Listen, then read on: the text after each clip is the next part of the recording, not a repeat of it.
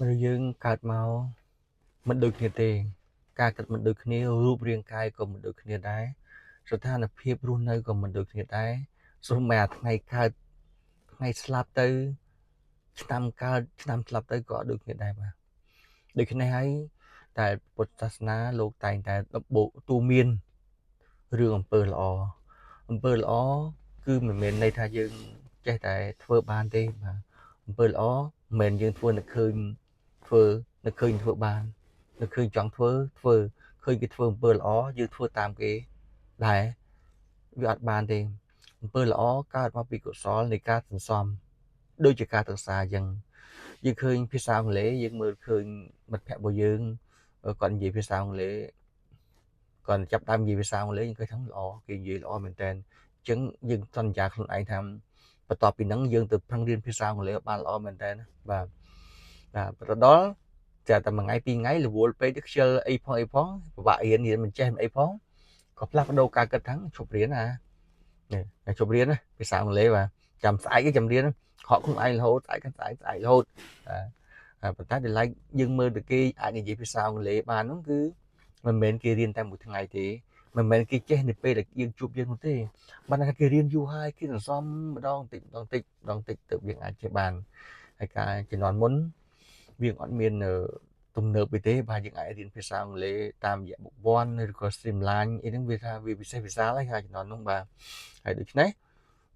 ពេលបច្ចុប្បន្ននេះយើងចង់រៀនតាម YouTube តាមអី AI យើងសួរនាំគាត់អាចដឹងប្រាប់យើងចង់រៀនបែបនេះយើងអាចដឹងហើយប៉ុន្តែសំខាន់បំផុតគឺយើងនឹងឯងថាការអនុវត្តការចង់បានរបស់យើងគឺធ្វើទៅតាមក្រឹតក្រមនៃការចង់បានយើងដែរទេឬក៏មួយឆាវបាទអញ្ចឹងការសាងអំពើល្អគឺជាគុណកាលណាបង្ខំគេឲ្យសងគុណវាទៅជាទោសវិញទេបាទហើយមានខ្លះគឺធម្មតាការនិយាយស្ដីវាតែងតែមានពាក្យខ្លះវាល្អពេលខ្លះមិនល្អបាទតែយើងតែទទួលយកអ្វីល្អយើងទទួលយកហើយយើងកែប្រែទៅអ្វីមិនល្អយើងបោះបង់វាចោលទៅវាមិនស្អីទេបាទពីព្រោះធម្មតាទេវាមិនមែនពាក្យហ្នឹងគេនិយាយយើងដដែលទេហើយយើងមិនអាចជួបមនុស្សដដែលទេខុសគ្នាបាទអញ្ចឹងហើយបាននៅក្នុងហ្នឹងគេឲ្យមានសិល្បៈនៃការនិយាយហ្នឹងវាត្រូវតែមានក្រមសីលធម៌តាមពីការប្រើប្រាស់ពាក្យសម្ដីឃ្លាឃ្លោងទៅសរសេរឃ្លាឃ្លោងទៅនិយាយមិនមែនទេយើងជានឹកឃើញសរសេរនឹកឃើញនិយាយទៅលើបុគ្គលណាមួយតាមកំហឹងរបស់យើងបានទេពីព្រោះពាក្យសម្ដីម្នាក់ហ្នឹងគឺថាទោះបីជាយើងជេរស្ដីឲ្យគេយើងថាឲ្យគេតែគេអត់ដឹងក៏ដោយប៉ុន្តែឧត្តមគតិចំពោះមុខគេអត់ថាមិនដែរក៏ប៉ុន្តែឧត្តមគតិរបស់យើងត្រូវដឹងថាគេមិនបានធ្វើអំពើអាក្រក់អីដាក់យើងផងគេមិនដែលបានធ្វើអីយើងផងប៉ុន្តែហើយបានយើងត្រូវប្រើប្រាស់ពាក្យសម្ដីមិនល្អសម្រាប់គេដែរហើយចំណុចនេះខ្ញុំបានជួបប្រទះជាច្រើនទៅលើក្នុងការរស់នៅក្នុងសង្គមពីព្រោះមូលហេតុអីដោយសារតែការងារវាទាមទារទៅលើបទពិសោធន៍ដែលយើងធ្លាប់ជួបប្រទះយើងបទពិសោធន៍ទៅយើងចេះចែកម្លែកគ្នាទៅអាហ្នឹងក៏ជាកុសលផលបុណ្យគឺជាគុណសម្បត្តិសម្រាប់យើងដែរប៉ុន្តែខ្ញុំបាននិយាយហើយថាយើងអត់អាចជួយអ្នកណាម្នាក់ហើយយើងទាមទារគុណសម្បត្តិទេបង្ខំគេឲ្យគេជួយយើងវិញទេអាហ្នឹងវាខុសយ៉ាងម៉េចពួកថាជួយគឺជាគុណដែរក៏ប៉ុន្តែដោយសារបង្ខំមនុស្សឲ្យដឹងគុណអាហ្នឹងវាជាទោសវិញទេបាទមែនតើទៅការដឹងគុណគឺមានក្នុងចិត្តហើយដូចខ្ញុំវិញបើបបិសោតមកគឺតាំងពីចាក់ចេញពីស្រុកកំណើតទៅគឺថាជួបមិត្តភក្តិណាក៏ដឹងគុណដែរបាទគេធ្វើអំពើល្អមកយើងច្រើនណាស់បាទសូម្បីតែនៅរៀននៅកំពង់ចាមយើងអត់មានអីហូបយើងហូបប្រទាននៅទន្លេអ៊ុំហើយក៏យើងដឹងគុណអ្នកដាំដែរណាកុំបានគេដាំកុំអុយយើងអត់បានប្រទាហូបទេបាទទោះបីប្រទាហ្នឹងល្វីងជួយជាប់យ៉ាងម៉េចក៏ដោយតែយើងដឹងគុណទៅតាមបដ ாய் ហ្នឹងតាមនឹងឯងបាទហើយក្នុងនោះផងដែរជីវិតរបស់យើងមានជួបប្រទះបទពិសោធន៍ជាច្រើនបានអាចធ្វើឲ្យយើងរឹងមាំវាមិនខុសពីថាដើមឈើកាលណាត្រូវខ្យល់កាន់តែខ្លាំងភាពរឹងមាំរបស់យើងខ្លាំងដែរអាហ្នឹងវាជាផ្នែកមួយក៏ប៉ុន្តែយើងត្រូវដឹងអំពីបញ្ហាដែលយើងបានជួបប្រទះហើយយើងត្រូវដោះស្រាយយ៉ាងម៉េចយើងរកវិធីសាស្ត្រយ៉ាងម៉េចអាហ្នឹងគឺថាសិតតែឆ្លងកាត់បទពិសោធន៍ទាំងអស់ចាស់ស្ដែងឆ្នាំ1999ខ្ញុំ មកនៅវត្តបទុមជាមួយមិត្តភ័ក្តិគឺនៅក្រោមគេថាពហិទេហើយស្គាល់មិត្តភ័ក្តិជាច្រើនបាទច្រើនបាទហើយក្នុងនោះក៏ថ្ងៃមុនទៅប្រជុំជាមួយខាងប្រជុំទៅក៏ជួបបានខាងលោកប្រធានភាសាជាច្រើនដែលខ្លះជាមិត្តភ័ក្តិទៅខ្លះក៏ចាស់ទុំខ្លះគាត់ធ្វើជាប្រធានភាសាយូរហើយឥឡូវគាត់នៅប្រធានភាសាដដែលដោយសារតែថាប៉ឹងទៅលើស្ថានភាពរបស់គាត់គឺមានន័យថាចំណេះដឹងរបស់គាត់បទពិសោធន៍របស់គាត់នៅមានកម្រិតដូចនេះកម្រិតរបស់គាត់បានប៉ុណ្ណឹងជុំបានថាយើងចង់បានអ្វីក៏ដោយយើងចង់រៀនឲ្យបកកែដូចគេតើយើងប្រឹងរៀនបើយើងចង់បានគំនិតល្អយើងបានចង់បានបទពិសោធន៍ល្អអញ្ចឹងយើងទៅតែជួបប្រទះនឹងបញ្ហាយើងជួបប្រទះនឹងអ្វីដែលប្រឈមជាមួយនឹងយើងហើយខ្ញុំបន្តរឿងបញ្ហាតាឆេននៅប្រធានភាសាកាប់គោតែពិតមែនតើទៅគឺខ្ញុំចាំគាត់យូរប៉ុន្តែខ្ញុំមិនដែលស្គាល់គាត់ទេតែក្រោយមកទៀតក៏យើងមានការងារជាអនុប្រធានភាសាជាប្រធានភាសាទៅក៏យើងស្គាល់គ្នាតែឥឡូវគាត់នៅតែជាប្រធានភាសាតែទេគាត់មានចំណាស់ទៅហើយ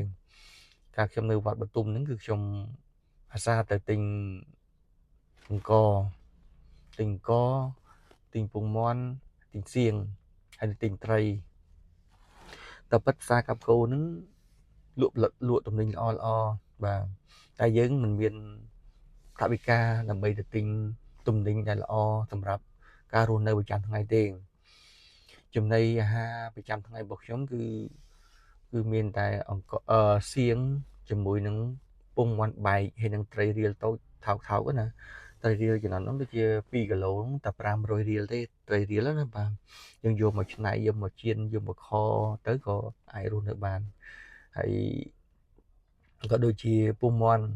យើងមិនហ៊ានពងមាន់ពងទាយើងអត់ហ៊ានទិញពងមាន់ឬក៏ពងទាបែកទេល្អទេយើងទិញអាបែកព្រោះបែកមានតម្លៃធូរថ្លៃយើងយកមកដល់ឆាជាមួយសៀងទៅយើងទុកបានកន្លះខែបើយើងឆាសៀងជាមួយពងមាន់ឬក៏ពងទាបែកហ្នឹងយើងឆាកណ្ដៅវាទុកទៅដាក់កន្លជ័រទៅហ្នឹងយើងអាចរស់នៅបានយើងអាចញ៉ាំបានហើយតម្លៃត្រីខវិញគឺយើងអាចទិញតែ3គីឡូមកយើងខរហូតកណ្ដៅខដាក់ទឹកថែមកណ្ដៅខរហូតទៅបាទដោយសារហ្នឹងគឺជាជីវិតពិតមួយដែលយើងត្រូវទទួលស្គាល់ត្រូវតែដឹងហើយយើងទោះតែតែនិយាយរឿងការដឹងគុណបង្ខំឲ្យការដឹងគុណមិនតាក់ទងជាមួយនឹងឆេនផ្សារកាប់កោវាមានការតាក់ទងគ្នាដោយសារតែនៅពេលដែលគាត់មកជួបយើងថាអរគុណហើយតើអើយប្រឆេនអើយកាលជំនាន់ពីខ្ញុំនៅរៀនខ្ញុំបានផ្សារប្រឆេនឯងហ្នឹងហើយព្រោះគាត់គ្រប់គ្រងផ្សារគឺជាផ្សាររបស់គាត់ទោះបីជាផ្សារបរដ្ឋដែរតែក្នុងទូទីគាត់គ្រប់គ្រងគឺថាយើងនិយាយលេងថាផ្សារប្រឆេនឯងហ្នឹងបាទអញ្ចឹងគឺមិនបានពួកខ្ញុំអត់ដឹងប៉ុណ្ណឹងពូអត់ដឹងប៉ុណ្ណឹងពូឯងអត់ដឹងប៉ុន្តែខ្ញុំដឹងយ៉ាងម៉េចគឺមានន័យថាខ្ញុំដឹងគុណពូចេះរៀបចំសម្រាប់តបល្អហើយបងប្អូនប្រជាប្រដ្ឋសរសើរហើយក្រោយខ្ញុំធ្វើជាប្រធានភាសាអនុប្រធានភាសាខ្ញុំក៏យកគំរូតាមពូតាំងពីនោះមកថាដាក់ដកអារម្មណ៍ក្នុងចិត្តណាបាទហើយខ្ញុំអញ្ចឹងទៅខ្ញុំបាននិយាយប្រាប់ពីដំណើរទំនងរឿងបញ្ហាដែលខ្ញុំទៅទិញពងមាន់ទីអីកន្លែងនោះបាទពួកគាត់បទុមនិងសាទកាប់កោនេះជាប់គ្នាទេបាទតែអញ្ចឹងបានខ្លឹមសាររួមគឺមេថាអំពើល្អអំពើអាក្រក់មិនមែនណាគេចេះតែឃើញធ្វើទេគឺថាគឺសុទ្ធតែការសាងទាំងអស់ដោយខ្លះមនុស្សខ្លះអាក្រក់មិនមែនគាត់នឹកឃើញភ្លាមអាក្រក់ភ្លាមទេបាទពេលការគាត់សេពគប់ជាមួយមិត្តភក្តិនេះសេពគប់ជាមួយអ្នកនេះអ្នកនោះទៅអ្នកជួបប៉ះអ្នកដែលល្អទៅគាត់គិតថាគាត់មានកំណត់វិជ្ជមានទៅហើយអ្នកខ្លះជួបមនុស្សមិនសូវជាល្អគឺគាត់គិតបែបអវិជ្ជមានទៅហើយអញ្ចឹងហើយបានទាំងអស់នេះគឺសិតតែជាការព្រៀងបដៅពីម៉ាក់ប៉ាពីឪពុកម្ដាយរបស់យើងហើយពីគ្រូអ្នកគ្រូដែលតែងតែណែនាំ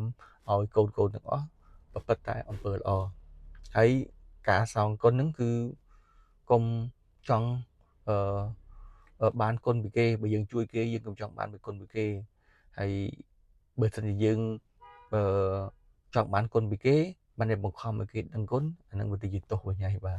ទោសយ៉ាងម៉េចទោសនៃអំពើមិនល្អរបស់យើងធ្លាប់វាមនុស្សល្អហើយកាលណាយើងដើរប្រាប់គេថានេះយើងជួយអ្នកនោះយើងជួយកុំបានតែយើងទេអញ្ចេះមួយជាមួយអានឹងគឺថាការ